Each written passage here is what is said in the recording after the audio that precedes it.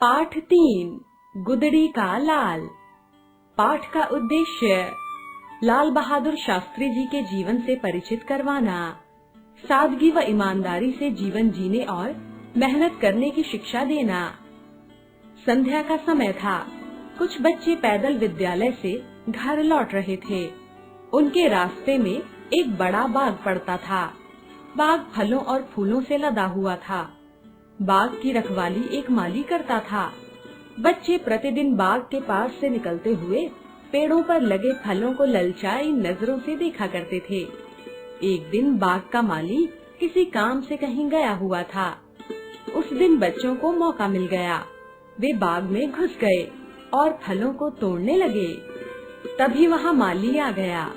उसे देखकर सभी बच्चे वहाँ से भाग निकले, लेकिन एक छोटा बालक माली की पकड़ में आ गया। वह रोने लगा। रोते रोते बोला, मैं फल नहीं तोड़ रहा था, मैं तो केवल उन बच्चों के साथ खड़ा हुआ था। कृपया मुझे छोड़ दो, मेरे तो पिताजी भी नहीं हैं। माली को बालक पर दया आ गई। उसने बच्चे को समझाते हुए कहा, पिताजी भी नहीं है तुम्हारे? फिर तो तुम्हें और भी अच्छा लड़का बनना चाहिए। चलो घर जाओ, फिर कभी ऐसे बच्चों की संगति मत करना। माली की यह बात बालक के हृदय में बैठ गई। उसने अपने मन में निश्चय कर लिया कि वह एक अच्छा लड़का बनेगा। यही बालक आगे चलकर लाल बहादुर शास्त्री के नाम से प्रसिद्ध हुआ और एक दिन हमारे देश का प्रधानमंत्री बना। लाल बहादुर शास्त्री जी का जन्म 2 अक्टूबर 1904 ईस्वी को उत्तर प्रदेश के जिला मुगल सराय में हुआ था। उनका परिवार बहुत साधारण था। उनके पिता का नाम शारदा प्रसाद श्रीवास्तव और माता का नाम रामदुलारी देवी था। उनके पिता शारदा प्रसाद एक शिक्षक थे। लोग उनका बहुत सम्मान करते थे। लाल बहादुर अभी 2 वर्ष के भी नहीं हुए थे कि उनके पिता का निधन हो गया। पूरा परिवार दुख के सागर में डूब गया। फिर भी उनकी माँ अपने नन्हे लाल का मुंह देखकर सारा कष्ट सहन करती रही।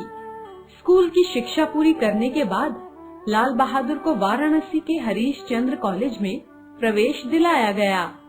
जब वे हाई स्कूल में पढ़ रहे थे, तब उन्हें महात्मा गांधी जी का भाषण सुनने का अवसर मिला।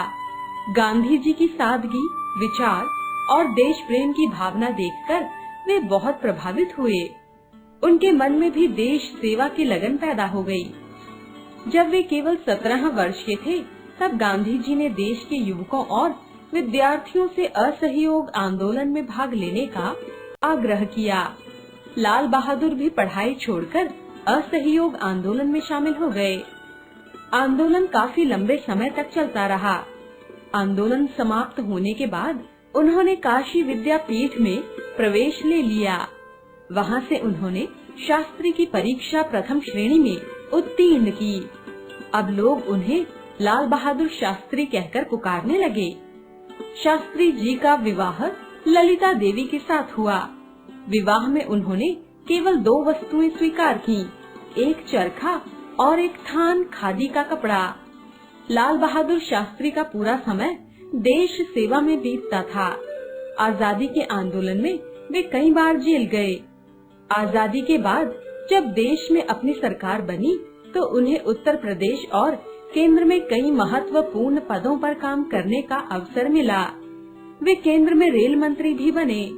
उन्होंने रेल विभाग में कई सुधार किए, परंतु उनके कार्यकाल में एक बड़ी रेल दुर्घटना हो गई, जिसमें कई लोगों की जानें चली गयीं। शास्त्री जी को इससे बहुत गहरा धक्का लगा। उन्होंने इस दुर्घटना के लिए अपने आप को जिम्मेदार माना और अपना पद छोड़ दिया। इस प्रकार उन्होंने उच्च नैतिकता का परिचय दिया। सन 1964 में पंडित जवाहरलाल नेहरू की मृत्यु के बाद वे भारत के प्रधानमंत्री बने। तब देश के सामने कई समस्याएं थीं। देश में खाद्य पदार्थों की बहुत कमी थी। उन्होंने जय जवान जय किसान का नारा देकर किसानों व जवानों के दिलों में जोश भर दिया। सन 1965 में पाकिस्तान की सेना ने भारत पर आक्रमण कर दिया। भारत की सेना ने भी पाकिस्तान को